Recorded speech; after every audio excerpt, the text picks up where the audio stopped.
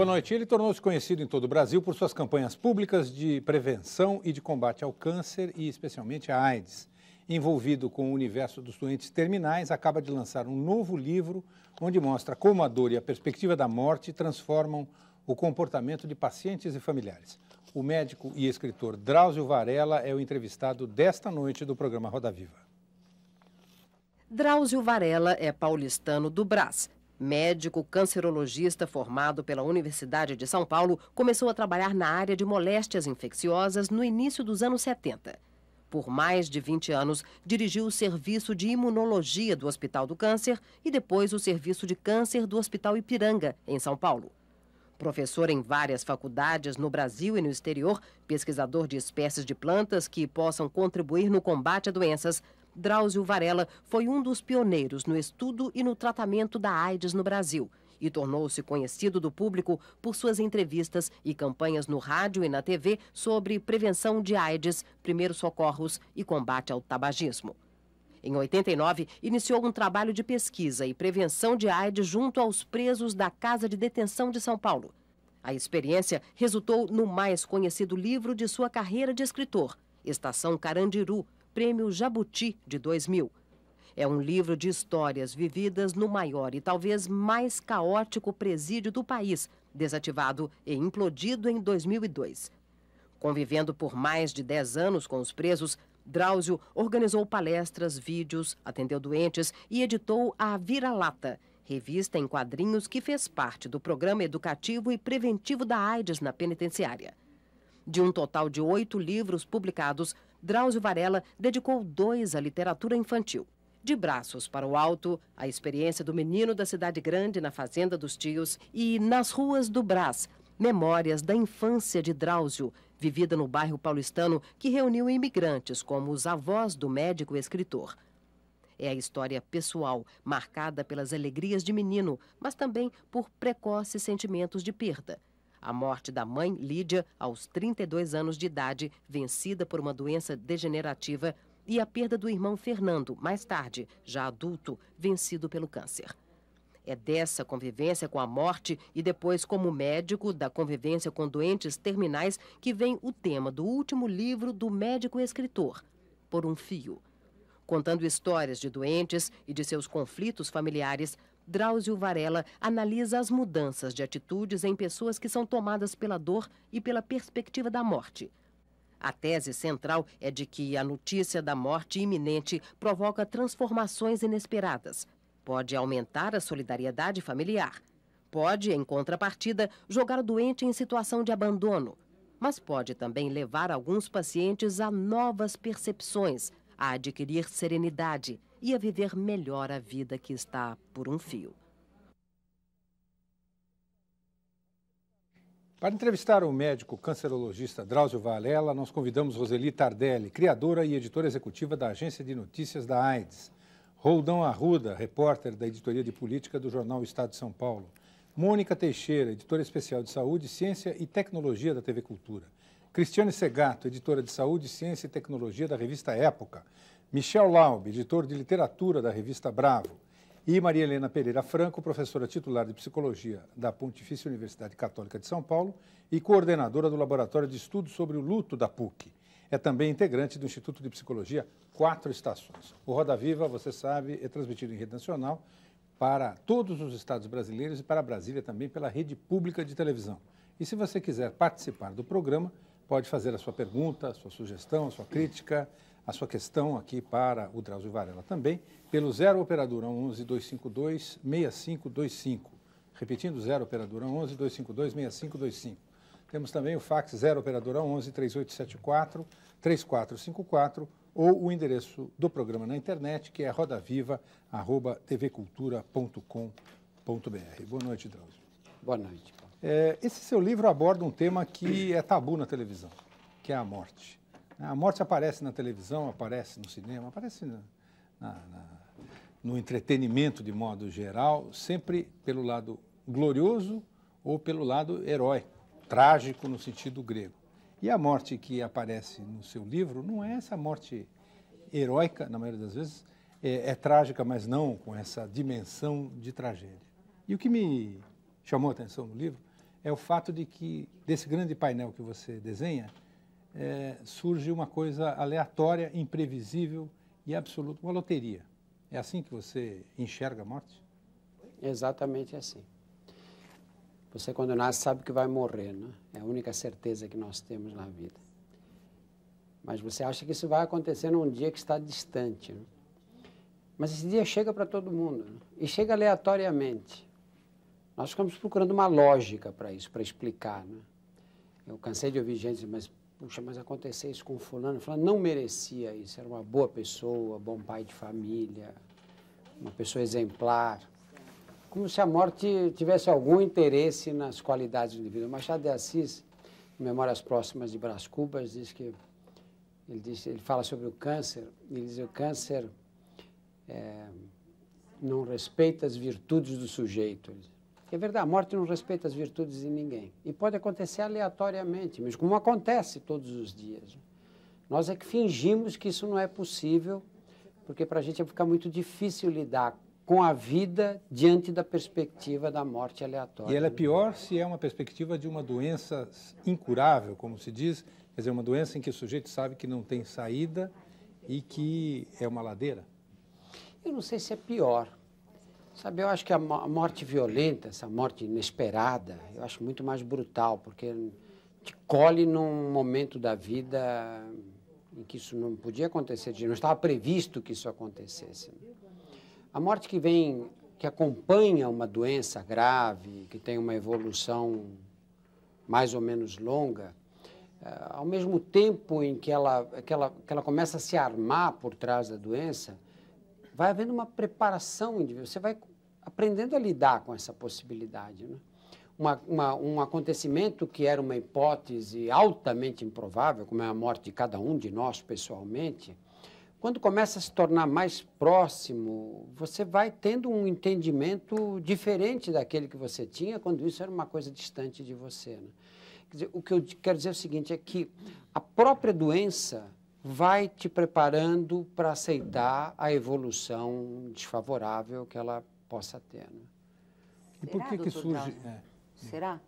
Eu acho que às vezes é tão difícil ainda a gente lidar com perda, a gente lidar com morte, quer dizer, é uma situação onde a impotência da gente fica tão grande, tão maior e, não sei, o senhor viveu isso também com o seu irmão, o senhor sabe o que eu estou falando. Né? Mas você está colocando a vivência da pessoa do outro, né? Isso, do que outro. Perdeu alguém, Sim. sem dúvida nenhuma. É completamente diferente a perspectiva daquele que está enfrentando esses momentos definitivos do que daqueles que o cercam, né? Você perder uma pessoa amada é uma tristeza irreparável, né?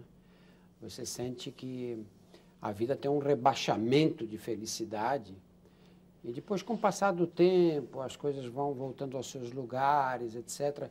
Esse teto da infelicidade vai sendo aumentado, mas parece que ele não atinge o nível anterior. Parece que fica faltando uma coisa sempre na tua vida, daí em diante, que é uma perda irreparável. Mas isso para o que fica?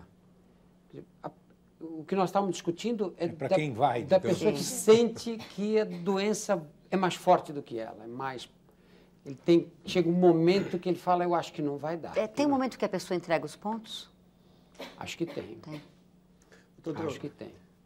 O senhor acha que os médicos hoje estão mais ou menos preparados para lidar com a morte? Eu estou perguntando porque, se eu olhar a quantidade de notícias que saem todos os dias, em revistas, jornais, programas de televisão, sobre novos avanços na medicina, sobre novos antibióticos, novas cirurgias, novos aparelhos que entram dentro da gente, parece que nós estamos próximos do nirvana, parece que nós estamos próximos de conquistar a imortalidade. Eu tenho a impressão que tem um bombardeio. E eu fico pensando se os médicos, como é que os médicos lidam com isso? Se eles também não veem a morte como uma doença, uma coisa que eles têm que vencer a qualquer preço, e não uma coisa qualquer com a qual eles têm que lidar, como o senhor dá a impressão que o senhor faz aqui pelas suas memórias nesse livro aqui. O senhor acha que os médicos hoje estão menos ou mais preparados para lidar com a morte? Mais preparados, eu acho. O senhor acha? Acho mais preparados. Eu acho que existe um grande problema de formação aí, Roldão. Nós ensinamos para os alunos das faculdades de medicina que a medicina é uma profissão que surgiu para salvar a vida das pessoas. E essa ideia de entrar na profissão para salvar a vida das pessoas é uma ideia que comove muitos adolescentes. Você decide ser médico com 15, 16 anos de idade, né? E essa ideia de você ter uma profissão que te permite salvar a vida dos outros é muito, muito forte nessa fase da vida. E as faculdades de medicina reforçam isso.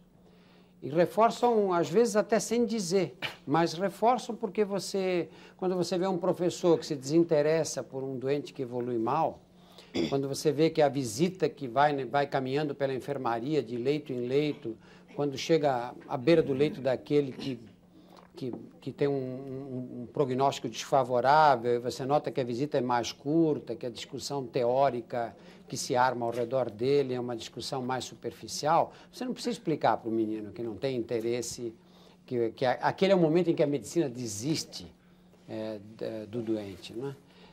Eu acho que esse é um defeito grave na formação. Mas na própria... E eu acho que todas as faculdades de medicina dão esse tipo de formação, sabe? Essa coisa de pegar o lado heróico da medicina, o médico que vai, que luta e que salva a vida do outro. Mas eu acho que depois, no decorrer da vida, existe hoje um entendimento melhor do que existia no passado. Eu vejo na cancerologia, hoje, eu vejo os meninos hoje lidando com a morte de um jeito muito mais saudável do ponto de vista filosófico do que eu via os médicos quando eu comecei a fazer oncologia. Será? Eu acho isso. Por exemplo, o seu livro, o senhor dá a impressão assim, de um relacionamento muito forte, de criar até empatia com os seus pacientes, uma coisa assim. Hoje a gente vai no médico, o médico muitas vezes não levanta a cabeça para olhar para você. Ele preenche uma série de exames que ele te manda fazer, não cria essa relação de empatia. Como é que esse médico depois, muito médico após a cirurgia, ele não volta nem para fazer a visita? Se ele for um médico famoso, ele manda um assistente acompanhar o sujeito lá no quarto. O senhor acha que... Como é que esse médico está lidando com esse paciente? O senhor acha que está evoluindo? Eu sinto que está regredindo. Não, Rodon, eu acho que apesar de tudo isso que você falou ser verdade, eu ainda acho que é melhor do que era no passado. É mesmo? Acho que no passado era muito pior nesse sentido. Isso em todos os países, assim, porque tem o caso dos Estados Unidos que até se relata no livro que hoje os médicos têm até, muitas vezes, receio de tratar por causa da questão do seguro e tal. Isso não cria um distanciamento muito maior hoje entre médico e paciente do que no passado? Cria lá e cria aqui também, né? Aqui não há dúvida que a organização do sistema de saúde afasta o médico dos doentes. Sabe? Isso afasta no SUS, os médicos que atendem o SUS são obrigados a atender um número absurdo de doentes em condições muito precárias de atendimento, que tem essa dificuldade. Você pega um garoto ou uma menina, a maioria dos estudantes de medicina hoje, dos residentes, são mulheres, né? Você coloca num pronto-socorro aí na periferia de São Paulo e ficam ali atendendo aquele bando de gente que chega. As pessoas se embrutecem nessa quantidade de trabalho absurda, com condições muito precárias. Ou você pega os médicos que já estão numa graduação um pouquinho superior a essa e que atendem as consultas médicas pelos planos e convênios de saúde, o que é um absurdo. Quer dizer, hoje os planos de saúde pagam de R$ 8,00 a R$ 32,00 as consultas médicas. Eu chequei esse dado há pouquíssimo tempo. Imagina se pagar R$ 8,00 para uma pessoa atender outra, para fazer medicina. Você espera o quê dele? Não é? Como é que você pode pagar a secretária, a conta de telefone, a água, o condomínio do prédio onde você tem um consultório, recebendo em média R$ 20,00 por consulta? Quer dizer, você cria um sistema perverso e aí joga essa meninada no meio desse sistema e diz, agora vocês se virem, sobrevivam aí, não é?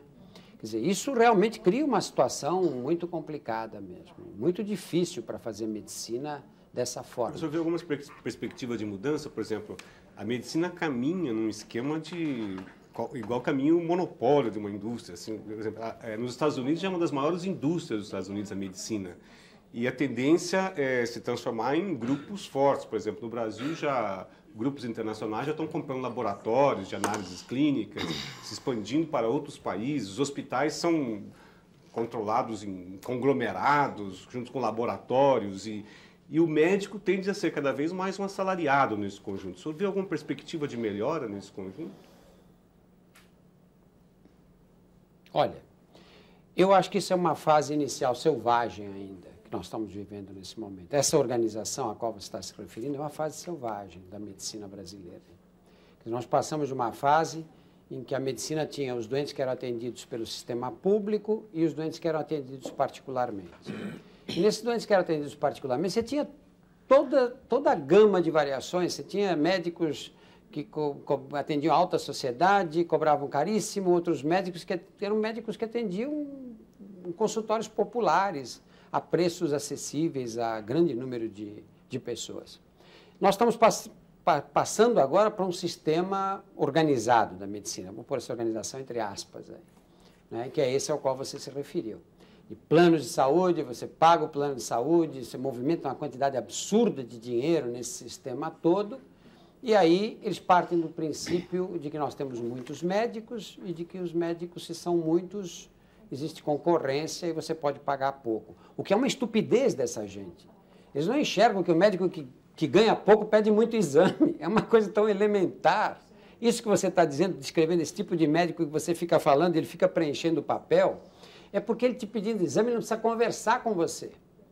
Então você vem lá, estou com uma dor no abdômen, tal, que me incomoda, eu como, ela passa. Eu olho lá, falo, vou pedir um ultrassom de abdômen, te entrego, olha, faz esse ultrassom e volta. Eu gastei 30 segundos da consulta que me dá R$20, entende? Essa é a realidade, não adianta a gente ser romântico, né? Ao passo que se eu fosse lá, te examinasse, podia explicar para você que você está se alimentando de uma forma inadequada ou que você pode fazer um tratamento para a gente ver se funciona e em 10, 15 dias, se isso passa ou não, você volta para eu checar, ver se está melhor ou pior. Quer dizer, esse tipo de medicina desestimula a relação médico-paciente e estimula a relação médico-laboratório. Então, esse dinheiro que eles economizam no salário, na consulta médica, economizam aí 10, 20, 30 reais que eles podiam pagar a mais e dar uma condição do médico sobreviver um pouquinho melhor, eles vão gastar 10 vezes mais no laboratório. E essa é a burrice que esse pessoal não consegue enxergar, porque eles são businessmen, não é? Eles olham para esse sistema como se fosse um mercado onde você tivesse o consumo e, do outro lado, o prestador de serviços, né? Agora, doutor Drauzio, o médico ele deve sempre dizer a verdade para o paciente terminal, dizer que ele vai morrer? O senhor se arrepende de ter mentido a algum paciente alguma vez? Cristiana, eu me arrependo das duas coisas. Eu já me arrependi de ter dito para um doente que ele não tinha chance de cura. Já me arrependi várias vezes de ter falado. Arrependeu por quê? Me arrependi porque os fatos mostraram que não foi a melhor conduta. Que eu não fiz bem para essa pessoa dizendo isso. E não foi uma pessoa só. Já errei várias vezes nesse sentido. E já me arrependi do contrário também. De não ter dito a verdade logo de cara. Porque às vezes se cria uma pressão em volta de você para não dizer a verdade. Sabe, você não conhece a pessoa. Aliás, você nem viu a pessoa. Veio antes a família conversar com você. Diz, olha, a situação é a seguinte, meu pai é um homem muito sensível, sempre foi apavorado, assustado com essas questões de saúde. Quando tinha alguém doente em casa, ele ficava desesperado, ele não podia nem ver. E agora ele está nessa situação, ele não tem condições de lidar com isso. Então nós queríamos que o senhor não dissesse para ele que ele sofre de câncer. Nós já dissemos que é uma doença grave, que vai precisar de um tratamento. Mas se o senhor falar essa palavra para ele, ele vai ficar desesperado. Você não tem condições de analisar isso. Sabe, de dizer, não vai ficar desesperado. Isso é a opinião de vocês, ele é um homem... Você nem conhece a pessoa. Você nem viu. E aí depois vem o doente, você fica, conversa, realmente é uma pessoa sensível. Não é fácil. Não é fácil você saber qual é a melhor situação, qual é a melhor atitude que você tem que tomar nessa hora. Você tem que tomar alguma. Ou você diz, ou você não diz. Você não pode ficar em cima do muro. E aí, por mais que você tente não chegar exatamente na verdade, mas aproximar, é um jogo muito atrapalhado esse. Para nós, o ideal é lidar com pessoas racionais. Não tem nada melhor para o médico do que isso. Pessoas racionais, que você diga, olha, a situação é esta, com clareza, assim, e que a pessoa não se desespere. Que ela possa discutir com você, que ela possa discutir detalhes e ajudar você a escolher a melhor situação para ela. Ou ao contrário, você ajudá-la a escolher a melhor solução para ela. Né? Uhum. Essa questão do erro médico, seja o erro de avaliação ou mesmo o erro técnico, é uma coisa muito forte no livro. Ao assumir esses erros, quer dizer, isso teve um efeito terapêutico para o senhor? Foi uma forma de exorcizar alguns fantasmas ao longo da carreira? Eu acho que nós temos que falar com franqueza a respeito do erro médico. O que é o erro médico, em primeiro lugar? É um erro. Um erro de avaliação, um erro de... Você não escolheu a melhor solução para aquela situação, não percebeu na hora que estava escolhendo, você achou que estava escolhendo a melhor, mas depois a evolução te mostrou que não era a melhor solução aquela. Agora, isso acontece? Lógico que acontece. Imagina, nós temos que ter uma sociedade, todas as pessoas erram, só os médicos são infalíveis. Isso é o que os médicos antigos diziam, né? O que o Papa dizia também, que era infalível, né? Mas a verdade é que nós erramos, todos os dias nós erramos. Eu não acho grave errar, porque errar faz parte da vida mesmo. Só não erra quem não faz. Se você está tomando decisões, e às vezes decisões que você tem que tomar muito depressa, muitas vezes sem dormir, que é o que acontece muito com os médicos, né? Você pega aí uma quantidade enorme de médicos, trabalha a noite inteira, emenda o dia seguinte inteiro, coisa que é proibida pela legislação de trabalho para todas as profissões. E na medicina é uma tradição. Médico trabalha o dia inteiro, vai para o plantão à noite, às vezes passa a noite inteira acordado, emenda o dia seguinte e vai para casa às 8 horas da noite do outro dia. Quer dizer, é um absurdo isso. Como é que você quer que uma pessoa dessa, numa hora, não se atrapalhe, não faça um mau julgamento, não tenha uma observação equivocada? O grave não é isso. O grave não é você errar. O grave é você não perceber que errou. Sabe, se você vem com uma pneumonia, eu te dou um antibiótico, e esse antibiótico não é o mais adequado para aquela situação, e eu te mando embora e nunca mais vou te ver, e você, como está sendo medicada, você fica tomando remédio 1 semana, 10 dias, 15 dias, e vai ficando cada vez pior, mas acha que é assim mesmo, porque você está tomando remédio, isso é muito grave. Agora, se eu te digo, olha, você vai tomar tal antibiótico, me telefona daqui a 48 horas para me contar o que aconteceu com a tua febre. E você me liga e diz, a febre aumentou. Bom, se aumentou, volta aqui que eu quero te ver de novo. Sabe, você corrige o erro. E esse erro, às vezes, nem é um erro propriamente. Você dá um antibiótico que age em 80% daqueles casos. Mas a cada 10 que você receita, 2 não respondem. Mas você precisa reconhecer esses 2. Isso é que é importante. Isso é que diferencia o bom médico do médico incompetente. Doutor Drauzio, nós vamos fazer um rápido intervalo e a gente volta já já.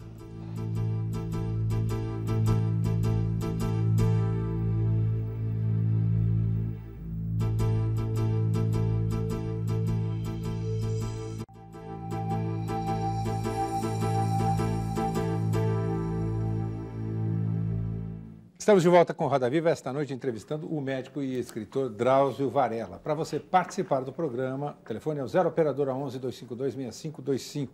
Você também tem o fax 0 operadora 11 3874 3454 ou o endereço eletrônico do programa rodaviva@tvcultura.com.br. Por falar em erro, Drauzio, queria falar da campanha do Programa de Incentivo à Adaptação de Contratos de Planos de Saúde Privados da Agência Nacional de Saúde, que teve você como garoto propaganda. Infelizmente. Né?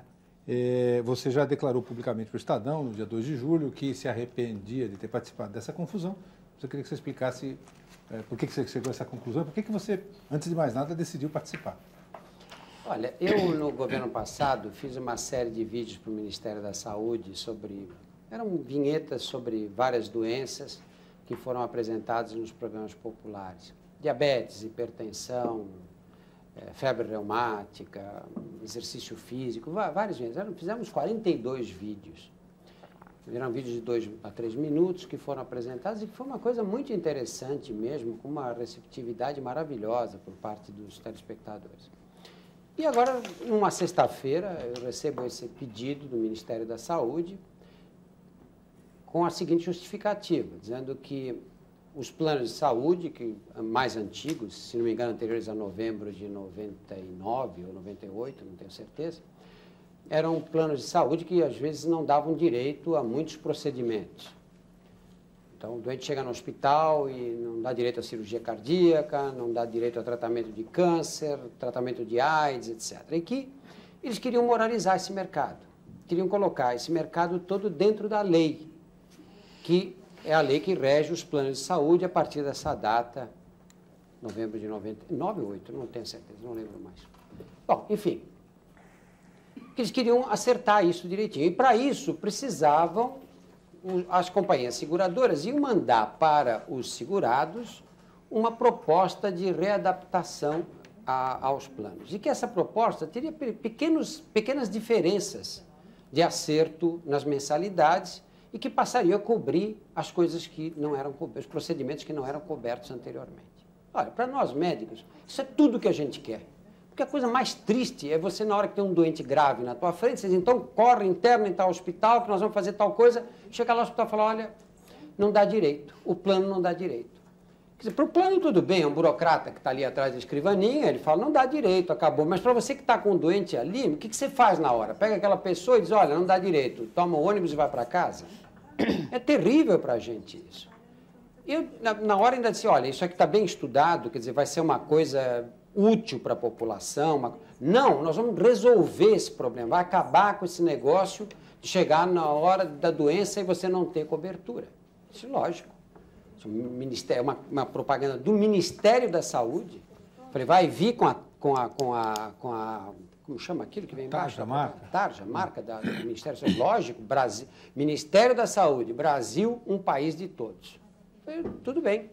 Isso foi numa sexta-feira. Isso foi para segunda-feira, já era gravação, porque é tudo com muita pressa. Eu entrei ingenuamente nisso. Disseram que tinham estudado, que já há meses que eles vinham estudando essa situação toda e que realmente isso vinha para resolver o problema. Então, quem sou eu para dizer que não vou colaborar, né? Lógico. Aí fui e fiz essas gravações. Eu estava na véspera de uma viagem para um congresso exterior, eu fui. Quando voltei, um domingo em casa, me liga uma amiga, passou um e-mail, dizendo que tem uma fotografia sua numa revista semanal, aí uma fotografia de página inteira. Mas eu li o texto e não entendi o que eles querem exatamente. Aí eu comprei a revista, olhei, realmente tinha uma fotografia minha na página inteira da revista. E do outro lado tinha lá uma espécie de um teste, dizendo se o seu plano é anterior a essa data, se é não sei o quê, você tem que fazer a readaptação. Eu já achei aquilo muito esquisito. Falei, olha, mas essa minha amiga é professora da Universidade de São Paulo, ela leu isso e não entendeu o que está escrito lá. Para que gastaram esse espaço com a minha fotografia, uma página inteira com a minha fotografia? Eles queriam usar a minha imagem, por que não usaram um cantinho e gastaram aquele espaço que custa uma fábula para poder explicar isso direito? Passam uns dias, eu recebo um e-mail de um senhor dizendo que estranhava como eu tinha cedido minha imagem, que ele me considerava uma pessoa respeitável e como eu tinha cedido minha imagem para uma coisa dessas, em que quando o plano dele era de 300 e poucos reais, estava sendo aumentado para 800 e tanto, ou 900 e tanto. E eu comecei a ficar confuso. Eu falei, será que essa gente estudou isso direito? Será que eles viram que podia acontecer essa confusão toda? E comecei a achar que eu tinha entrado num barco furado, com pessoas que talvez até bem intencionadas, mas que eram incompetentes, porque não podia acontecer uma confusão daquelas todas e com a minha imagem. E nessa hora, Marco, todos os lugares que aparecia minha fotografia, como se aquela propaganda fosse eu que tivesse feito a propaganda, que foi o Ministério da Saúde do Brasil. Estava escrito que era o Ministério da Saúde do Brasil. Que em nenhum momento apareceu para dizer, olha, este senhor aqui não tem nada a ver com essa história, a responsabilidade é nossa. Né? E aí aconteceu essa confusão toda, que nós vimos, e eu cheguei à conclusão final de que eu realmente errei sumariamente e peço desculpas a todas as pessoas que se equivocaram por causa desse meu engano. Eu devia ter dito, quando eles me perguntaram, senhor, nós gostaríamos que o senhor fizesse, eu devia ter dito, eu não faço. Eu não faço porque eu não sei se vocês estudaram isso adequadamente e realmente o que aconteceu na prática é que eu jamais na minha vida fiz uma publicidade, essa que eu fiz. O dinheiro que o Ministério da Saúde pagou, eu doei para as freiras do Hospital Santa Marcelina, que prestam um serviço inestimável para a população atendida pelo SUS na Zona Leste. Nenhum tipo de interesse, jamais fiz publicidade na minha vida. Você entra para fazer uma convocação a pedido do Ministério da Saúde, se vê envolvido nessa bagunça, tem dó, eu não merecia isso. Não. O Drauzio, você já pensou algum dia em se envolver diretamente em gestão pública de saúde, como outros médicos já fizeram no passado? Não, Michel, jamais. Eu jamais faria isso. Eu não tenho competência nessa área. Nem de políticas públicas, que é a pergunta de Nilza Ludovico, de Santa Cecília, aposentada. Por que você não participa do governo? Não, porque eu não tenho... Eu sou um péssimo administrador. Péssimo administrador. Eu não consigo administrar as contas da minha casa. Se não fosse minha mulher, estava perdido. Eu não sirvo para isso. Eu acho que esse é um engano que muitos médicos cometem. Sabe, você é competente numa determinada área, e aí, porque você é competente naquela área, eles te chamam para você organizar o sistema de saúde, ou organizar uma determinada política de saúde. São habilidades diferentes. O maior ministro da saúde que nós tivemos no Brasil, eu não vou dizer porque é época de eleição, mas o maior ministro não era médico. Não era médico, porque não precisa realmente ser médico para você ser bom ministro da saúde. E nós tivemos excelentes médicos que foram maus ministros da saúde. Mas o senhor não acha que o senhor tem uma contribuição pela experiência que o senhor tem, pela história que o senhor tem, pela credibilidade que o senhor tem? Eu acho que eu posso dar essa contribuição, Roseli, na parte educativa, que é o que eu sei fazer e o que eu gosto de fazer. Sabe, eu acho que se eu aproveitar esses conhecimentos todos que eu adquiri na medicina no decorrer desses anos, e se eu souber transmitir esses conhecimentos através dos meios de comunicação de massa para a população, eu acho que eu estou fazendo um papel mais importante, porque se eu me meter nessa outra área que eu não conheço, vai acontecer uma confusão, certamente, ou várias confusões como essa dos planos de saúde. Doutor Drauzio, faz tempo que queria lhe fazer essa pergunta, que é a seguinte. O senhor é um clínico, né? Acho que o senhor sempre quis ser um médico clínico. E de talvez 10 anos para cá, desde o começo da epidemia de AIDS, mais tempo então, né? Então, mais ou menos desde a década de 80. O senhor foi se tornando progressivamente um homem da mídia, né? O que é visto na mídia, tem uma trajetória na mídia. De que maneira o senhor acha que estar na mídia, aparecer na televisão, com esse grau de exposição que o senhor teve, por exemplo, nessa época do Ministério da Saúde, que influência isso tem na prática clínica? Do seu ponto de vista, e também queria saber o que o senhor sente do ponto de vista de quem o procura.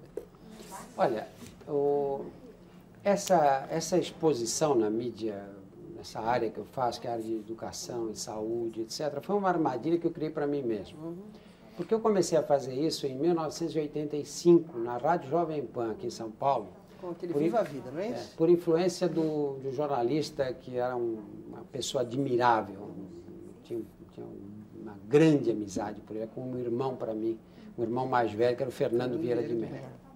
E o Fernando Vieira de Mello, eu tinha voltado de um congresso em Estocolmo, um congresso de AIDS em 85, era uma epidemia que corria solta no mundo inteiro, né?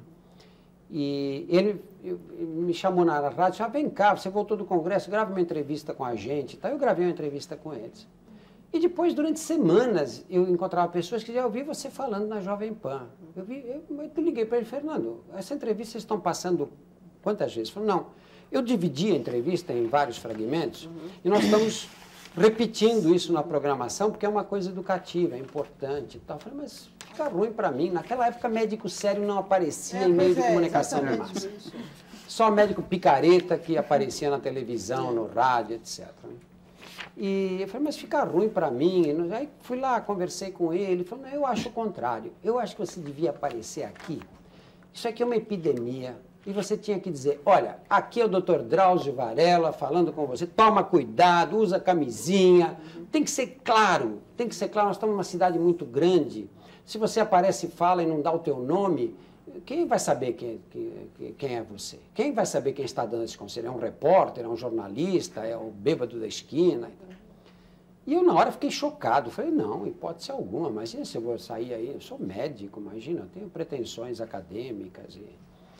Mas fiquei com aquilo na cabeça, sabe? E aí voltei lá, falei, não, vou fazer, vou experimentar, vamos ver. Porque realmente eu tinha visto nessa palestra, nessa conferência em Estocolmo, um pesquisador da Organização Mundial da Saúde, que quando ele começou a palestra, ele colocou um slide, que era um slide, um trecho da Divina Comédia de Dante, que dizia, o pior dos infernos está reservado àqueles que nos momentos de crise se abstêm. E eu fiquei com essa frase na cabeça. Eu falei, nós estamos vivendo um momento de crise aqui, eu não quero que amanhã um neto meu chegue para mim e fale, vô, mas vocês sabiam do que estava acontecendo? Vocês não falavam nada para as pessoas? E aí eu comecei a fazer essas vinhetas da Rádio Jovem Pan. E a partir daí, não houve mais como segurar esse processo. Sabe como funciona a mídia, né? Porque aí me chamavam para falar aqui, para falar lá, e você fica um pouco perdido também nisso. Né? Mas desculpe, você pilota extremamente bem. Né? Vamos ter, palpite, não é pergunta.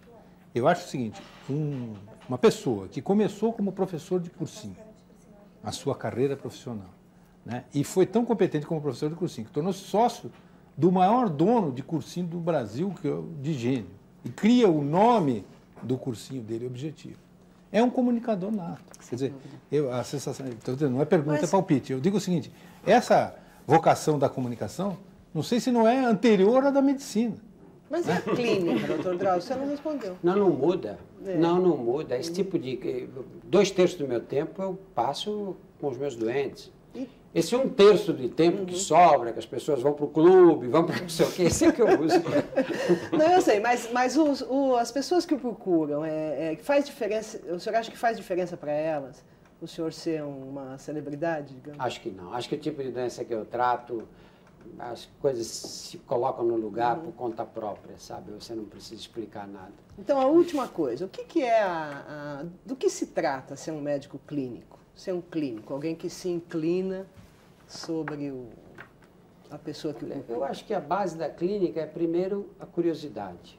Sabe? Você ficar atento, querendo saber o que acontece com as pessoas, ficar atento às reações dos outros. E você gostar de estudar. Não dá para ser clínico sem estudar. A clínica é muito dinâmica, caminha muito rapidamente e para você ter prazer em fazer clínica, você tem que ter prazer de estudar. Se você não gostar de estudar, não é possível. A Mônica perguntou sobre a sua experiência na mídia, né? E como escritor, no que isso mudou a sua percepção em relação aos pacientes na clínica? Isso sim é que mudou. Isso sim, isso mudou muito. Porque quando você começa a escrever, você começa a enxergar o mundo com outros olhos, né? Com os olhos do escritor, daquele que observa, daquele que fica procurando encontrar uma palavra, um tipo, escrever um detalhe do comportamento de uma pessoa, um gesto às vezes. Tudo adquire uma força maior. Mas você sempre foi um bom observador já falou de aí comportamento. Que a clínica, não foi, não, tem detalhes, a gente percebe que é um bom observador. O senhor sempre foi assim. O senhor ficou mais humano escrevendo, doutor Drauzio? Muito mais, muito mais. Você parava, fazer um livro como esse que eu fiz é um privilégio para qualquer profissional, Roseli. Você, como jornalista, imagina você ter o privilégio de um momento parar e falar, agora eu vou fazer uma reflexão sobre o que eu vivi nesses anos todos. A gente vai trabalhando, vai fazendo as coisas, mas você não para refletir profundamente, né? Entrar mesmo no fundo das emoções que o teu trabalho te trouxe. Né? Isso é um privilégio, isso muda muito, muda a tua visão, né? Muda a tua compreensão do mundo. Privilégio para nós que podemos ler também, não é? Porque eu acho que é uma exposição sua pessoal e profissional e que muito enriquece, trabalhando também nessa área com pacientes que estão próximos da morte com suas famílias, eu me senti muito tocada pelos seus relatos e pelas suas reflexões. Mas eu quero voltar um pouquinho no comunicólogo. Pensando na possibilidade de atingir pessoas, de informar pessoas, educar, né, mudar atitudes, no Brasil, então ir para a televisão, ir para a mídia, tem um enorme alcance com as suas informações. Não está na sua preocupação como as pessoas realmente vão entender as suas informações? Porque a gente vive num país que falamos português e falamos vários dialetos e as questões culturais são tão fortes, tão presentes. Não fica uma coisa assim, será que eles estão entendendo? Será que vai ser benéfico isso que eu estou falando? Porque eu acho que é preocupante, não é? Quando a gente quer passar realmente uma informação, quer ter uma mudança de comportamento das pessoas. Como é que é isso? Esse é que é o desafio, não é? Lógico, você chegar, como aqui, todos nós temos nível universitário, conversamos de temas que todos conhecemos e tal, é fácil fazer isso, né? O difícil é você pegar um conhecimento científico, às vezes árido, e primeiro selecionar dele o que interessa para as pessoas no dia a dia, porque o que interessa para as pessoas no dia a dia é muito simples e muito importante, porque a grande maioria das doenças surge por um mau uso do corpo e às vezes é um pequeno desvio do uso ideal diário, e esse desvio vai se acumulando, acumulando, acumulando e acaba gerando problemas horríveis, não é? Você não anda, não faz exercício, não se movimenta, tem uma vida sedentária. No dia a dia não acontece nada. Ao contrário, você fica, acorda, senta numa cadeira, muda para outra cadeira e passa o dia assim. De repente você tem um infarto e cai morto. Aí quando tem, nossa, coitado, como foi acontecer isso com ele? Não é? Mas é um processo que vem há muito tempo. Eu acho que no país que nós vivemos, com tanta gente que não tem acesso a nada, esse tipo de conhecimento é absolutamente fundamental e nós temos que achar uma linguagem, como explicar essas coisas. Vou dar um exemplo básico. Nós fizemos uma série no Fantástico com mulheres grávidas. Acompanhei 5 mulheres grávidas durante toda a gravidez, do início até o parto. Uma em Guarulhos, uma em São Paulo, uma no Rio, uma em Recife e outra em Manaus. Cada fim de semana eu passava numa cidade, que eu não podia durante a semana por causa da medicina, e acompanhando essas mulheres durante os 9 meses. Não sei como minha mulher me pôs para fora de casa. Mas eu fiz esse programa. Você, quando acompanha, porque eu, lógico, sou médico, eu sei, estudo, leio as coisas. Tal. Uma coisa é você ler, outra coisa é você ir na casa da pessoa. Então eu vi essa moça em Manaus, que morava numa casa que eu conheço. Manaus não, é Iranduba, é do outro lado do Rio Negro, na periferia de Iranduba. Aquelas casebres típicos do Amazonas mesmo, né? Um telhado de zinco ali, casa de madeira e aquela escadinha para descer.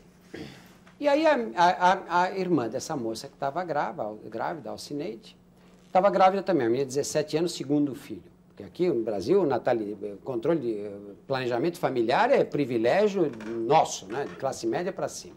Os pobres que têm o número de filhos que quiserem ter, não é responsabilidade nossa. Só é responsabilidade nossa quando começa a assaltar a gente no meio da rua, né? Mas aí, estou ali naquela escadinha e a menina, essa irmã da Alcineide, grávida também, aos 17 anos, sofreu uma queda da escada e perdeu a criança, no 7º mês. Aí eu vou olhar a escada.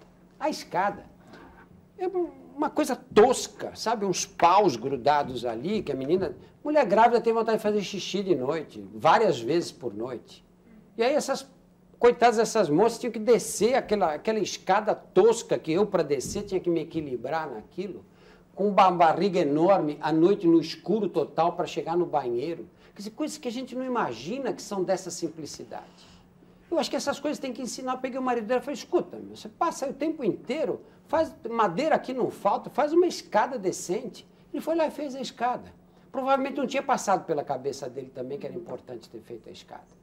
Se você chega na televisão e diz, olha, você vai pegar no bebê, lava a mão com água e sabão, qualquer sabão, não precisa ser um sabonete especial, qualquer um serve. Vai pegar no seio antes de dar de mamar para a criança, lava a mão.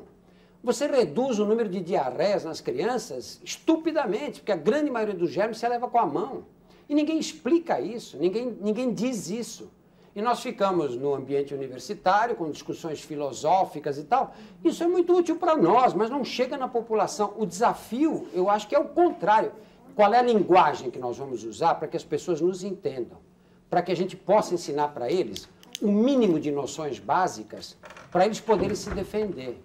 Eu acho que isso que é o que me fascina nesse tipo de comunicação. Isso me faz pensar, será que nós estamos formando profissionais para uma realidade que não é a que eles vão encontrar? Totalmente.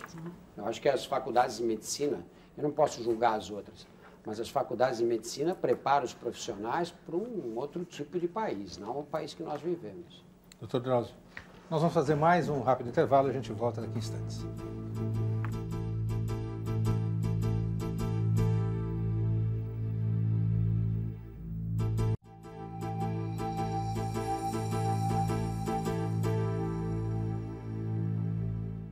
Estamos de volta com Roda Viva, esta noite entrevistando o médico e escritor Drauzio Varela. Para você participar do programa, 0 operadora 11 2526525 é o nosso telefone. O fax é o 3874-3454, código aqui de São Paulo, ou o endereço eletrônico do programa rodaviva@tvcultura.com.br.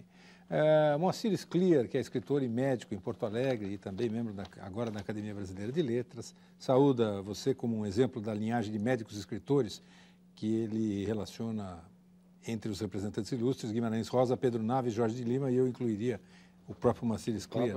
Com todo merecimento. Hoje em dia fala-se muito, diz ele, da necessidade de humanizar a prática médica. E pergunta se você acredita que a medicina, se você acredita que a medicina perdeu sua dimensão humanística e vai além.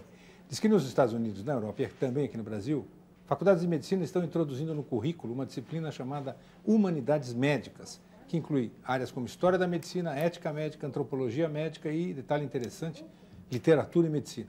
Pergunta o Scliar, o que é que você acha da literatura no currículo médico? Eu acho fundamental, eu acho um absurdo você pegar as crianças que entram na faculdade de medicina, esses garotos e meninas, e colocar as pessoas numa pressão para aprender conhecimentos técnicos sem ter nenhuma preocupação em mostrar para eles um pouco do mundo que eles vão encontrar aí fora, né? O médico lida basicamente com as pessoas. A medicina, o objeto da medicina é o doente, a pessoa doente, né? Ou impedir que a doença apareça, mas o objeto é o ser humano, basicamente. Você tem que conhecer um mínimo de quem está do outro lado, né? Eu acho que grande parte dessas distócias todas que acontecem são por essa falta de conhecimento, mesmo, por esse despreparo dos médicos em relação aos outros. Você trata de uma pessoa como se fosse um conjunto de aparelhos e sistemas. Isso não pode dar certo, né? Queria juntar 5 perguntas aqui que aparentemente não são a mesma pergunta, mas que eu vejo um nexo entre elas. Paulo César do Nascimento, de Viçosa, em Minas Gerais, aposentado, pergunta o seguinte: quando o paciente é religioso, é mais fácil a aceitação da doença? Eu vou fazer todas. Nélio de Alves Gomes, de Uberaba, Minas Gerais, pergunta se você acredita na vida após a morte e se já teve algum fato que pudesse comprovar a vida após a morte. Também nessa mesma linha, Fernando Costa, de Salvador, Bahia, pergunta: você acredita em vida após a morte? Está preparado para morrer? E, finalmente, a Odete de Souza Oliveira, de Vila das Mercês, aqui em São Paulo, pergunta como é que você superou a perda de sua mãe e de seu irmão. Olha, essa questão religiosa, essa postura religiosa ou não religiosa diante da morte é muito curiosa, porque eu já vi de tudo nessas áreas também. Eu já vi pessoas religiosas que têm um entendimento, parece que mais fácil da morte, sabe? Achando que a morte faz parte mesmo de um processo e que depois da morte existe vida e que essa vida será uma vida de outra qualidade. Isso eu vi ajudar algumas pessoas. Foram raras.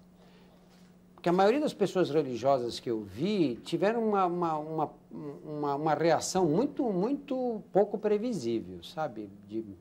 Alguns, inclusive, de revolta mesmo, sabe? De revolta. Como isso está acontecendo comigo? Sempre acreditei em Deus, tive fé. E como isso acontece comigo?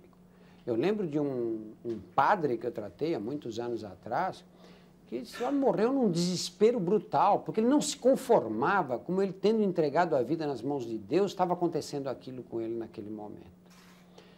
E você vê pessoas que não são religiosas, às vezes com um entendimento muito claro, com uma postura bastante equilibrada diante desse processo.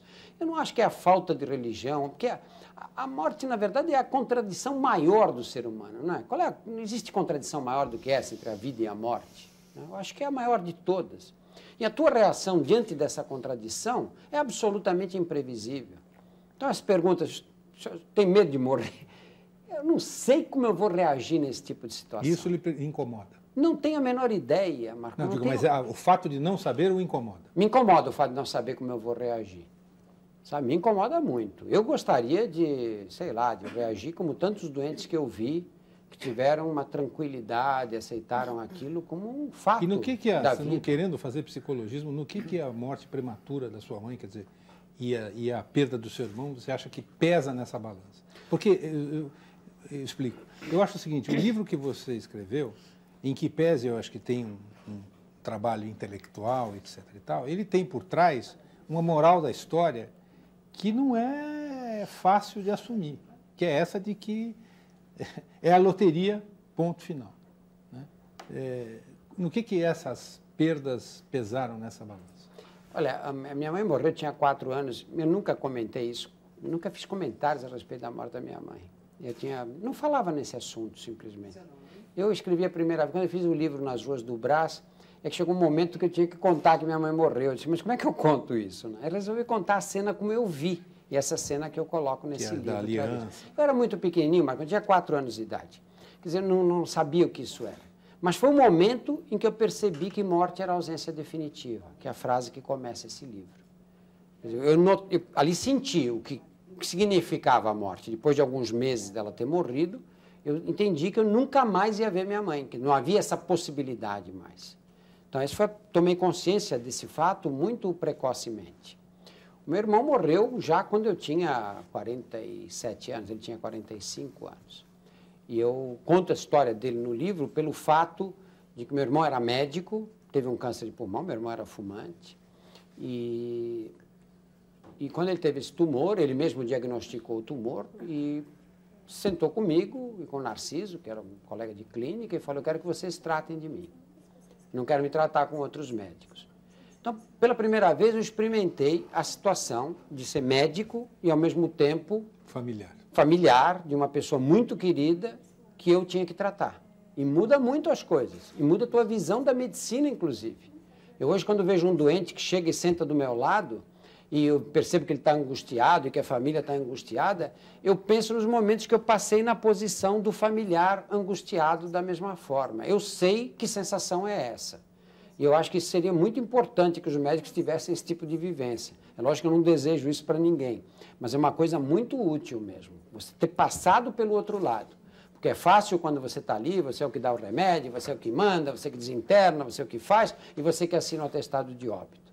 O difícil é quando você está do lado, quando aquilo está acontecendo com uma pessoa querida. E quando aí você para num momento que você vê que as coisas estão dando errado, que você sabe que vão evoluir mal, e você fala, mas será que eu errei em algum lugar? Será que em algum momento eu não tomei a decisão mais adequada? Doutor Drauzio, o senhor falou agora há pouco em mau uso do corpo. Eu me lembrei daquele livro da Susan Sontag, A Doença como Metáfora, em que os doentes de câncer eram sempre culpabilizados. Era assim, o que eu fiz de errado? Eu sou recalcado, eu não tive uma vida sexual boa, por isso que eu desenvolvi um câncer.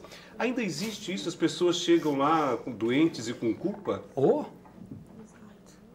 É uma herança da psicanálise barata, não da verdadeira psicanálise. A psicanálise de porta de botequim, né? Essa que diz que a doença é sempre o resultado de um processo que você desenvolveu psicologicamente, né? E o câncer tem esse tipo de explicação também, que você, por razões psicológicas, por ser neurótico, por, enfim, não ser uma pessoa equilibrada, você acabou se fazendo um câncer. Assim não tem base científica nenhuma. Mas zero de base, mano. Zero. Nunca existiu um estudo digno desse nome que tenha sido publicado sobre esse tema.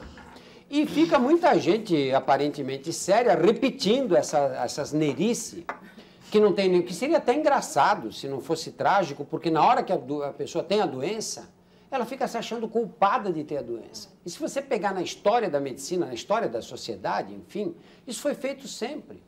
Os que tinham lepra eram considerados ímpios, não é? Tinham lepra porque não eram tementes a Deus, porque não eram homens e mulheres que tinham uma vida religiosa. Os tuberculosos no início do século, na epidemia de tuberculose da Europa inteira, ou aqui em São Paulo, no Brasil todo, eram pessoas devassas, né? Jovens devassos. Imagina que um jovem podia ser devasso numa cidade como São Paulo em 1900. Né? E foi assim. Com a AIDS nós vimos a mesma coisa. Não é? Quem tinha AIDS, quem era? Eram os promíscuos e os viciados em droga. Não é? Mas não foram os médicos que ajudaram a construir essa imagem, doutor Drauzio? Os médicos também, a sociedade inteira e os médicos também, lógico, lógico. Agora, você aí no fim pega hoje uma moça que vem com tumor de mama aos 40 anos de idade e vem triste porque ela diz, mas olha, eu sei que eu sou um pouco ansiosa, eu vivo de um jeito um pouco atrapalhado, olha o que me aconteceu. Eu falei, minha filha, esquece, você é ansiosa é outro problema. Se toda mulher ansiosa tivesse câncer de mama, nós estávamos perdidos, né? Falando um pouquinho de linguagem, o que o senhor acha que tem que acontecer? Quer dizer, qual é a linguagem que a gente tem que usar para que menos pessoas contraiam o vírus da AIDS? O senhor, no documentário que o Marcon fez, disse que era uma doença muito interessante. E as pessoas que vivem e que têm uma ação com AIDS acabam concordando com o senhor. Mas o que precisa acontecer? A gente está vendo aí no Brasil... um acréscimo em cima no Brasil, a gente está vendo a situação um pouco menos complexa em função do país da medicação, o que não significa que a gente tenha campanhas contundentes e que a moçada não esteja aí transando com camisinha como deveria acontecer. A gente tem a postura da igreja que vem aí contribuir para o senhor sabe bem o quê. Então, em termos de linguagem, o que precisa acontecer? Você queria acrescentar alguma coisa? Em cima disso, nós somos reconhecidos mundialmente por um bom programa de AIDS, de distribuição de remédios, gastando milhões de dólares com essa distribuição de remédios. Não estou dizendo que não se deve fazer isso, eu acho que se deve fazer, mas por que não conseguimos estabilizar o número de infecção por ano, mas não conseguimos fazer declinar? Ou seja, todo ano milhares de pessoas entram nesse sistema de programa de distribuição de remédio, que fomos ótimos para desenvolver o programa, mas não conseguimos fazer uma política eficaz de prevenção da AIDS. Por quê? O que falta? Não é muito amadorismo nessa... Olha, eu acho que realmente o Programa Brasileiro de AIDS é motivo de orgulho para os brasileiros hoje. Quando você vai a uma conferência internacional, você vê as pessoas falando do programa brasileiro, que não só foi importante para o Brasil, como importante para o mundo inteiro, porque até há pouco tempo se dizia que não adiantava dar remédio de graça em países pobres, porque não haveria, porque os doentes não tomariam essa medicação para AIDS, que é uma medicação que exige um pouco de cuidado na administração. O Brasil demonstrou que isso é uma besteira. É possível, sim, você distribuir medicação e as pessoas, quando estão doentes, tomam os remédios. Esse é um ponto. Isso realmente foi uma revolução mundial. Isso teve repercussões na África e no mundo inteiro. Agora, que nós estamos fazendo muito pouco no sentido da prevenção, nós estamos fazendo pouquíssimo. Pouquíssimo. Nós somos muito avançados, conseguimos montar uma estrutura para distribuir os remédios e tal. Ótimo, maravilhoso. Mas em termos de prevenção, é ridículo o que nós fazemos, não é? Praticamente se limita ao quê?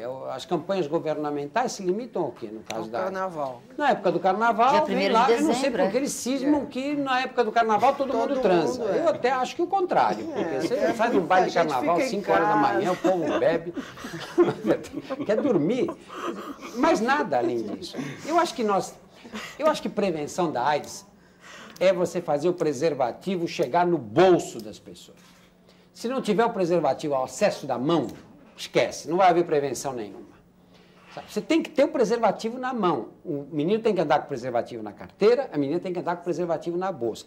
Estando com o preservativo ao alcance da mão, pode ser que eles usem ou não. Mas sem estar com o preservativo ao alcance da mão, não usarão de forma nenhuma. E nesse sentido, eu acho que o que a igreja faz é um crime que devia ser punido. Sem dúvida. De insistir que eles são contra a camisinha, num país como o Brasil. Isso é um crime. É um crime por quê? Porque as pessoas dizem, mas você acha que o adolescente vai dizer, eu não uso camisinha porque a igreja não quer que use? Não, não é aí que pega, não. Pega onde? Eu viajo muito, ando muito pelo Brasil. Eu já vi isso em inúmeras prefeituras de cidades pequenas.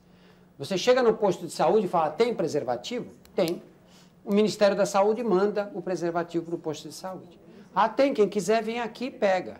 Quem quiser vem e pega. Quer dizer, se você é casada com um marido que está interessado num planejamento familiar e tal, quer dizer, se você já é uma pessoa bem organizada na vida, você vai ao posto de saúde, pega o seu preservativo, tudo bem, você tem direito de pegar. Agora, não é esse o problema, nós temos que levar o preservativo, de convencer as pessoas a usarem. E aí que pega a posição da igreja. O prefeito vai querer fazer isso na cidade? Nunca, né? Sabendo que o padre vai ficar contra ele? Político nenhum no Brasil enfrenta a igreja. Eles fogem da igreja como o diabo foge da cruz. Mas os médicos têm enfrentado? Eu vejo o senhor falar, tem uma posição mais clara, mas... Eu acho que os médicos entram na mesma. Eu acho que entram na mesma, a grande maioria. Agora, doutor Drauzio, quando o senhor esteve aqui, ou você esteve aqui em 94 e 95, falando 2 programas Roda Viva sobre a AIDS. E é interessantíssimo assistir agora esse final de semana para preparar essa entrevista, o salto que houve justamente de 94 para 95, que foi quando estava para começar o uso das drogas associadas, o tal coquetel, que foi o que fez a diferença entre muita gente que morreu e muita gente que está viva. A pergunta é, 10 anos depois, 2004, em que pé nós estamos em duas questões que eram discutidas aqui? De um lado, medicamentos capazes de controlar a progressão do vírus e, segundo, a tal descoberta ou a identificação de uma vacina capaz de resolver esse problema. Em que pé nós estamos hoje para a gente... Porque esse programa vai ficar e daqui a 10 anos nós vamos assistir e vamos dizer, bom, estávamos naquele ponto. Né? Um outro coitado como você vai ter que assistir os 3. Né? Olha, Marco, em relação ao tratamento antiviral, nós avançamos muitíssimo mesmo. Nenhum de nós era capaz de imaginar que isso seria possível. Em 1994, surgiram remédios capazes de controlar a doença por tanto tempo. Eu tenho doentes que estavam virtualmente morrendo em 1995, quando surgiram as drogas antivirais. Estão aí hoje como você. Ah, será que daqui a 10 anos eles estarão vivos? Bom, daqui a 10 anos, se eu vou estar vivo. Né? Quer dizer, o que nós sabemos é que essas drogas são capazes de manter as pessoas vivas por muito tempo. Curiosamente, às vezes com alta concentração de vírus no sangue. Porque o vírus vai se tornando resistente, você vai mudando o tratamento de acordo com a resistência. E às vezes você pega uma fase que o vírus explode na corrente sanguínea. Milhões de cópias por ml de sangue. E você está dando um remédio que teoricamente não está segurando o vírus, mas você olha o doente, ele está forte, não aconteceu nada com ele. Quer dizer, é possível que os medicamentos criem uma pressão ecológica em cima do vírus, de modo que ele seja obrigado a sofrer tantas mutações que ele perca a virulência. Olha, no Carandiru fazia assim. Você tem medicamentos para AIDS, você tem que tomar com o estômago vazio. Estômago vazio significa o seguinte, você comeu, tem que esperar 2 horas para tomar o remédio. E depois tem que passar 1 hora sem tomar o remédio também, porque não adianta tomar com o estômago vazio e comer em seguida. Aí você tem que fazer isso 3 vezes por dia. É um inferno. Você pega uma pessoa organizadíssima, equilibrada, ele não consegue fazer. Então, no Carandiru, como é que ele dá esse tipo de tratamento para aqueles meninos que fumam crack? Impossível. Então, eu peguei um esquema de tratamento que envolvia 3 drogas. 2 que vinham num comprimidinho só, que é o Biovir, que era ZT com 3TC, e uma outra que envolve uma outra droga, chamava nevirapina, que a gente tinha de monte lá. E essa permitia tomar um comprimido de cada um no café e um comprimido de cada um no jantar. Não tinha exame de laboratório, não tinha jeito de contar a célula CD4, não tinha como medir a carga viral, não tinha nada. Era dar o remédio e acabou. Um dia, no final do ano, eu falei para o pessoal, junta todo mundo que está tomando os agentes antivirais, aí o pessoal com AIDS, que eu quero passar uma revisão em todos. Eu cheguei, tinha uma fila, assim, de uns 50, ou talvez mais, na porta do ambulatório. Eu venho passando, olha, era cada homem, mas um mais forte do que o outro. Eu fiquei pensando, eu falei, isso aqui, se fosse há 1 ano atrás, era maca, cadeira de rodas, carrinho de levar comida onde eles transportavam doentes, o diabo. Eu pego aqui esses trogloditas, um mais forte do que o outro, todos tomando a mesma medicação, e não acontecia nada para eles. Quer dizer, eu não sei o que aconteceu depois, porque cada um foi para um lado na hora que a cadeia foi implodida. Quer dizer, eu acho que nessa área, nós realmente tivemos um impacto enorme mesmo. Hoje, não é fácil morrer de AIDS hoje para quem se trata. Você tem muita gente que morre porque nem sabe que tinha AIDS, não faz o teste, etc. Aliás, fazer o teste é uma coisa que tinha que ser, sei lá, tinha que testar a população inteira. 1/3 das pessoas que têm HIV positivo sabem que que são portadoras do vírus. 2/3 nem sabem que são portadoras, estão espalhando o vírus. Bom, isto em relação ao... acho que nós avançamos muito e vamos continuar avançando. Nós não temos ainda uma droga que esterilize, que acabe com o vírus. Mas nós temos drogas que controlam o vírus com bastante eficiência. Em relação à vacina, eu acho que a vacina não está no universo previsível ainda. Eu acho que nós temos algumas preparações vacinais com chance... Por falta de investimento, por desinteresse dos laboratórios? Eu acho que não. Acho que existe um interesse grande. Eu acho que o interesse dos laboratórios, lógico, está mais focalizado nos agentes antivirais, porque remédio sempre dá mais lucro do que vacina, né? Mas, independentemente disso, é complicado. É complicado, Marco, porque você tem uma vacina. Imagina que eu descobrisse hoje essa vacina. Uma vacina maravilhosa que imunizasse 100% das pessoas, o que provavelmente não vai acontecer nunca com a AIDS. Mas imagina que eu tivesse essa vacina. Eu tenho que provar que ela funciona e que ela é segura. Então, para isso, o que eu teria que fazer? Eu teria que imunizar uma parte da população, eu teria que juntar milhares de pessoas, dá vacina para uma parte e não dá para outras. Agora, não adianta eu imunizar celibatários, porque eles não iam pegar AIDS mesmo de outra forma. O ideal é que eu pegasse pessoas que têm práticas sexuais arriscadas. Agora, do ponto de vista ético, eu não posso chegar e dizer, olha, eu vacinei metade e outra metade não, então agora caio no mundo aí, quanto mais atividade sexual, melhor. É antiético isso. Em todos esses estudos de vacina, você tem que, ao mesmo tempo, ensinar práticas de sexo seguro, fornecer preservativos, etc. Quer dizer, é muito tempo, são muitos e muitos anos num trabalho como esse, para você ter certeza, primeiro, que a vacina é eficiente e, segundo, que ela não provoca efeitos indesejáveis graves. E, para isso, você precisa de um tempo de observação. Quer dizer, uma vacina como essa, que tivesse sido obtida hoje, eu acho que não entraria no mercado em menos de 10 anos. Doutor Drauzio, vamos para um rápido intervalo, voltamos já já.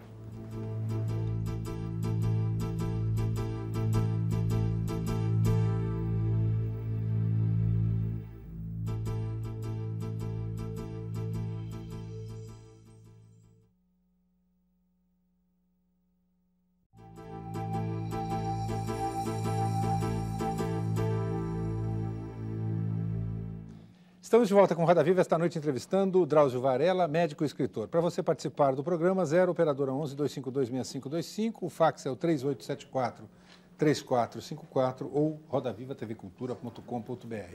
Por esse contato, você pode também mandar sua crítica, sua sugestão, sua proposta para o programa Roda Viva. Drauzio, Alexandre Cabreira, de Criciúma, em Santa Catarina, diz o seguinte: no livro, ao contrário do que muita gente está pensando, seu livro, Por um Fio, é uma apologia à vida ou à sobrevida. Eu queria entender o seguinte, o que o motivou a fazer esse livro? Que mensagem você pretendeu passar? Eu, na verdade, acho que não pretendi passar mensagem nenhuma. Eu acho que essa vivência que eu tive esses anos todos com doentes graves, esse grande número de doentes que morreram sob meus cuidados e tudo, é uma experiência que pouca gente tem. Eu achei que se eu conseguisse contar como as pessoas reagem diante da possibilidade da morte, se vão morrer ou não, é outra história, né?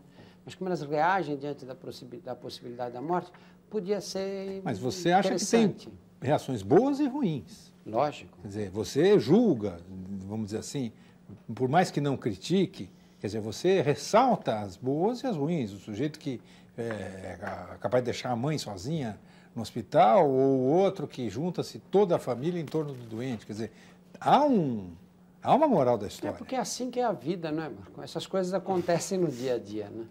Eu acho que justamente o que pode ter interesse num livro assim é você fazer um painel mesmo, montar um caleidoscópio dessas histórias todas, né? Todos nós desejamos a boa morte do Altafine, que quer que a vida termine como uma chama de uma vela. Você acha que, no fundo, todos nós queremos a boa morte? Eu não sei, a maior parte das pessoas diz que preferem morrer de repente. Né? Eu queria deitar e dormir, acordar morto. Eu acho Qual a sua opinião sobre a eutanásia? É exatamente isso que eu ia perguntar. Essa pergunta. Aliás, é a pergunta de vários telespectadores, como, por exemplo, Fernando Fernandes, e queria registrar outra coisa. Eu queria pedir a você que fosse menos mineiro do que nos dois outros Roda Vivas em que essa questão foi abordada e a sua posição. Depois desse livro, não dá para escapar dessa pergunta. Eu acho que não foi mineiro. Eu acho que essa eutanásia, quando se fala em eutanásia, você pensa, a imagem que vem à cabeça de todos nós, qual é? É o doente ligado no aparelho, já semi-morto, né? E aí fica aquela discussão, tira o tubo ou não, desliga o aparelho ou não desliga o aparelho. Eu, honestamente, acho isso uma discussão menor. Eu acho que o problema da eutanásia vem muito antes disso, né? Vem quando você pega um doente que chega num hospital público e tem um acesso negado. Eu cansei de ver isso, mas muitas vezes, e vejo até agora. Você pega um doente que vem com tumor na língua, perfeitamente operável, e fica aí aguardando 2 meses para ser consultado, mais 3 meses fazendo exame, e quando vão operar, não tem mais condição de fazer a cirurgia. Isso é eutanásia. Eutanásia pacífica feita sob a égide do Estado, né? Agora, quando você pega essas situações individuais, eu acho que, olha, é muito difícil você chegar nesse tipo de situação. Porque a eutanásia que nós imaginamos o que é? Essa que os holandeses fazem, né? Da pessoa que chega, eu não quero mais viver e tal. Eu sempre tenho um problema com isso. Aí você chama o teu médico e diz, olha, eu não quero mais viver, eu estou cansado de viver e tal. E o médico fala, então tá bom, vamos ligar um soro, faz uma junta médica, decidem que aquilo vai ser feito. Eu fico sempre pensando, mas será que conversaram direito com essa pessoa? Eu tenho 30 e tantos anos de profissão, eu posso contar nos dedos. Eu cito no livro 2 ou 3 casos em 30 e tantos anos de pessoas que chegaram para mim e disseram, doutor, chega, não quero mais viver. A vida é uma coisa tão forte, o instinto de sobrevivência é tão poderoso, que você vê as pessoas discutindo eutanásia teoricamente. Diz, eu se chegar nessa situação, eu prefiro morrer. Não, eu não quero ficar sofrendo na cama, eu prefiro morrer. Você vai para a cama, você fica sofrendo, você fica, pelo amor de Deus, pedindo para continuar vivo. Nesse sentido, assim, a reação dos doentes terminais que estavam no Carandiru, que é uma situação muito mais grave, né, muito pior de vida do que quem está fora, tinha o mesmo tipo de reação de qualquer... Olha, o Carandiru era a situação mais triste que um ser humano pode ficar. Você morrendo trancado numa cadeia. Tem alguma coisa pior do que isso? Você morrer sozinho, sentir que você está morrendo, porque não havia discussão. Um homem de 80 quilos chegava a pesar 35, não era incapaz de se movimentar, e chegava às 7 horas da noite, passava o guarda e trancava a porta. E ficava o cara lá naquela situação a noite inteira, sozinho, sem poder se movimentar às vezes, e preso naquela situação. Nunca vi um falar para mim, doutor, acaba com isso. Eu nunca vi um. E foram centenas que eu acompanhei lá durante esse tempo. Doutor Drauzio, é possível ajudar a pessoa a morrer, não é? Lógico. Isso eu acho que é a função da medicina. De morrer mais tranquilamente. O paciente chega a dizer, doutor, este medicamento me faz muito mal, eu não aguento mais, eu quero que o senhor suspenda, me dê alguma coisa que eu possa ficar tranquilo e morrer tranquilo. É possível? É possível. Isso não é eutanásia? Eu acho que não é eutanásia, é isso. E isso o senhor faz, doutor Drauzio? Todo médico faz isso. Você já teve alguma complicação legal por causa disso, algum processo? Mas jamais. Olha, eu vou te pegar uma situação que acho que todos nós podemos concordar com ela. Você pega um doente com dor. Você tem certo nível de dor que exige doses muito altas de medicamentos. Para você administrar, todo mundo concorda que dor tem que tirar, não é? Você não pode deixar uma pessoa que está à beira da morte ainda passar por dores horríveis, gritando de dor. É uma coisa mais desumana. Então, todo mundo está de acordo que você tem que medicar e tem que tirar a dor. Mas as pessoas têm uma ideia mágica dos remédios. Falam, não, você dá um remedinho que tira a dor. Você dá um remédio que tira a dor, sim, mas às vezes precisa ser doses muito altas e você, juntamente com a dor, tira a consciência. É eutanásia, é isso? Não, eu acho que não. Não sei. O senhor acha que não sei, você tira a consciência da pessoa, você está tirando a consciência definitivamente. Aquela dose para tirar a dor, você vai ter que manter e às vezes até aumentar, porque os medicamentos induzem intolerância. Então você vai ter até que aumentar a dose. E aquela pessoa vai ficar completamente inconsciente. Mas o senhor, como médico, aí está protegido eticamente, não está? Não, eu estou, mas sim, lógico, todos nós estamos protegidos em um tipo de situação como essa, mas eu pergunto, isso é eutanásia? Então, o senhor acha que parece? Eu não sei. Eu não sei. Por Deus, eu acho que o Paulo disse que eu fico em cima do muro, mas eu não sei se isso é ou não é. Por que é que você acha que há tanta resistência à utilização da morfina? Por ignorância. Acho que por ignorância. Por ignorância e por restrições legais. A Organização Mundial da Saúde, por exemplo, contraindica, você não precisa de receituário especial, eles contraindicam receituários especiais para morfina. Eles acham que isso é uma das barreiras, que precisando de receituário especial, o médico tende a receitar menos. É uma das barreiras para prescrever morfina. Os médicos brasileiros conhecem mal a morfina, não aprendem na faculdade de medicina as vantagens dessa droga. É o maior analgésico, o melhor analgésico de todos, para dores fortes. E é bom lembrar que não é que o sujeito vai lá e tem um pacotinho de morfina, não. Tem medicamentos que contêm, já fabricados por laboratórios. Lógico, não é, tem a dose exata que você não pode... Não é cocaína. Né? Tem morfinas de liberação prolongada, de liberação mais lenta. E você não há risco do doente se viciar em morfina, imagina, isso há milhares de estudos. Você sai numa cidade como São Paulo, vai comprar, dá uma receita de um de uma caixa de comprimidos de morfina e manda o doente comprar, ver o sufoco que ele passa. Primeiro que se for do lado da periferia, esquece, não vai comprar nunca. São algumas farmácias em pontos especiais da cidade. Isso é uma vergonha aqui no Brasil que se faz com a morfina. Você vê gente sofrendo de dor porque o médico não receita porque é complicado, precisa de receituário especial, receituário você tem que buscar no centro da cidade. É uma coisa que você olha e fala, meu Deus do céu, tem resoluções da Organização Nacional, da Organização Mundial da Saúde. Como é que o Brasil não obedece isso e fica esse mundo de gente passando dor quando não havia nenhuma necessidade? Doutor Drauzio, Carandiru, o senhor nos mostrou um mundo que a gente não conhecia e tinha muita curiosidade, dos lados de dentro. Nesse livro, o senhor mostra também um outro lado, que é o médico que está olhando para a face de um paciente que vai morrer, tem que lidar com isso, tem que trabalhar com isso. Também é uma surpresa para a gente. Tem alguma outra em preparação? Tem alguma? Não tem. O que vem? Você já está pensando num próximo projeto? Infelizmente, acho que não. As duas histórias que eu tinha para contar, acho que eu já contei. Mas há uma evolução nítida aí também, não é pergunta, é palpite também. Eu estou hoje irreverente ou irresponsável, que é o seguinte, o Carandiru, a impressão que dá para quem lê é que era uma coleção de histórias onde, vamos dizer assim, as histórias estavam lá, muito claramente definidas, e só alguém com a isenção, a credibilidade e a frequência que um médico teria, poderia ir lá e contar essas histórias. Então, quem gosta de escrever, ou quer ser jornalista, ou é jornalista, diria, poxa, mas foi lá, tá bom, o Drauzio poderia fazer isso, mas nós não podíamos porque não poderíamos... Não tiveram acesso. Né? Agora, nesse outro aqui, a impressão que dá é que as histórias foram fundidas e misturadas e que não tem o seu João ou a dona... Quer dizer, alguns são pessoas de carne e osso e realmente uma pessoa que existiu e outras são fusão de personagens. É uma coisa que já tem uma fronteira entre a ficção, ou não? Ou estou errado? Acho que sim, acho que é exatamente isso. Então dá para pensar que o próximo passo é a ficção pura e simples. Não sei se eu tenho talento para isso. Eu comecei a escrever um livro uma vez sobre um bicheiro que esteve preso na detenção. Comecei a escrever esse livro, e quando estava aí por umas 40, 50 páginas, antes de me meter nessa história do Por um Fio, eu encaminhei para a Companhia das Letras, para a minha editora, que é Maria Emília Bender, e ela leu essas primeiras páginas, e depois de uns 2 dias me telefonou e falou, Drauzio, você tem certeza que você quer escrever sobre ficção? Doutor Drauzio, o senhor falou tanto de limite, de vida, de morte, nesse seu último livro. Se o senhor tivesse que escolher, como o senhor gostaria de morrer? Olha, bom, não adianta nada, né? Mas se eu tivesse que escolher, eu não queria ter uma morte súbita.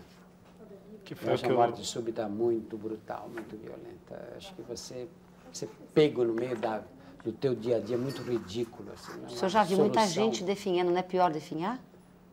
Olha, eu acho que difícil você comparar duas coisas ruins, né? A gente quer viver, né?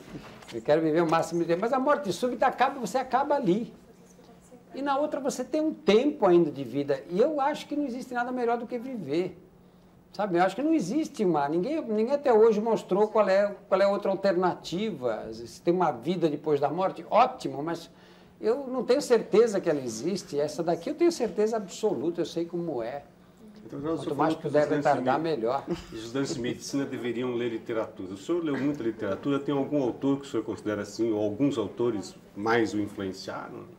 Eu li pouco, os estudantes de medicina leem pouco, porque você tem faculdade o dia inteiro, plantão à noite, li muito mesmo. Eu li muito na adolescência, depois durante a época de faculdade parei muito de ler. Eu tenho paixão por Machado de Assis. Machado de Assis? Eu acho que Machado de Assis é um... Perguntasse quem é que você gostaria de ser? Eu gostaria de ser Machado de Assis. Mas eu gosto muito dos russos também, sabe? Eu gosto muito mesmo, essa literatura russa, especialmente do Gogol, que é o meu favorito de todos eles mesmo. Essa capacidade de fundo mesmo, de não fazer concessão, de tentar desvendar os recônditos mais escondidos da alma humana, e que eles fazem isso maravilhosamente bem. Literatura, acho que a maravilha da literatura é que você é capaz de, através da literatura, criar imagens, né?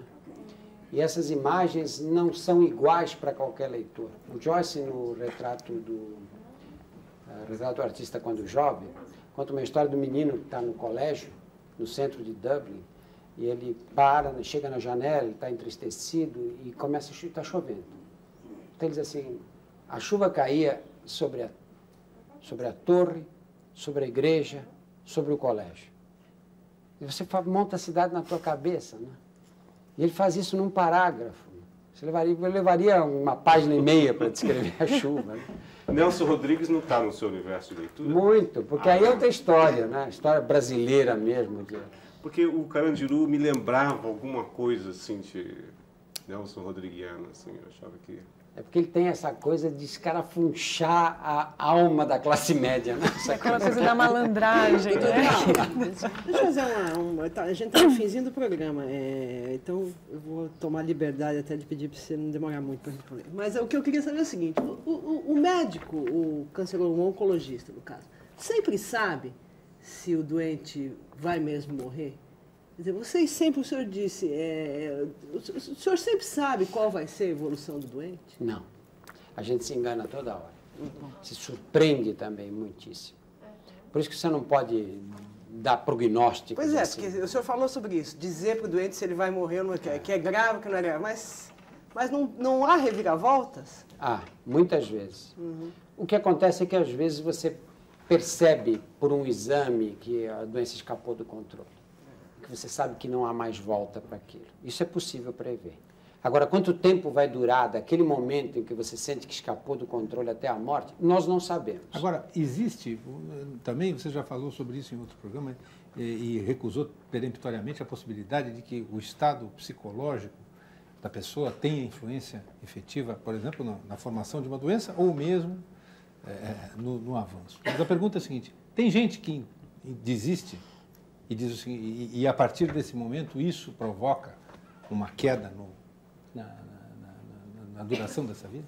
É difícil você caracterizar direito, porque se eu estou me tratando com você e eu desisto, e eu começo a sentir que eu não tenho mais força para enfrentar o que eu preciso enfrentar, você também começa a desistir, não é verdade? Se eu estou desistindo, você não se anima a lutar também. Então essas coisas têm uma ligação.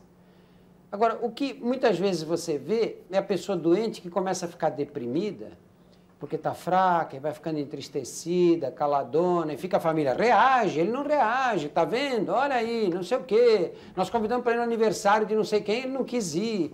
E faz um inferno da vida do doente. Faz um inferno. Com a comida também, né? Come, você não come, como é que você quer ficar bom? E o coitado olha para a comida, fica enjoado, quer vomitar quando olha para a comida, e fica a mulher em cima o tempo inteiro. E a família às vezes briga, transforma a vida do doente num inferno. Aliás, numa palavra, daria para mexer na maneira da família reagir.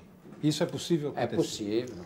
E isso pode melhorar a vida do doente. E às vezes você precisa chegar e dizer, para de insistir, ele não come porque não consegue comer, respeita isso, né? E a medicina, doutor Drauzio, é arte ou é ciência?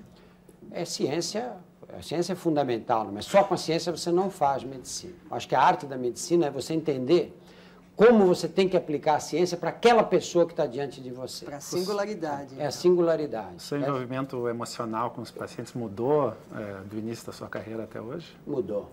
Para mais, para menos? Hoje é mais profundo, eu acho. Só para não perder o gancho, o que é esse livro? Sofrido e mais profundo. Só para não perder o gancho, o que esse livro mudou sua vida, doutor Drauzio? Mudou que foi um momento de fazer um balanço mesmo. Fazer um balanço e de me convencer, fiquei absolutamente convencido que se eu tivesse que começar outra vez, eu ia querer trilhar esse caminho. E até este momento aqui, do jeito que eu estou pensando agora, eu quero acabar minha vida sendo médico mesmo. Não me interessa ser outra coisa na vida, não. Acho que eu acertei, tive sorte. Doutor Drauzio, muito obrigado pela sua entrevista, boa sorte na sua empreitada, não só como médico, porque eu tenho certeza que o papel do comunicador, e principalmente do escritor, ajuda as pessoas. Obrigado a você que está em casa e aos nossos entrevistadores. Nós estaremos de volta na próxima segunda-feira com mais um Roda Viva.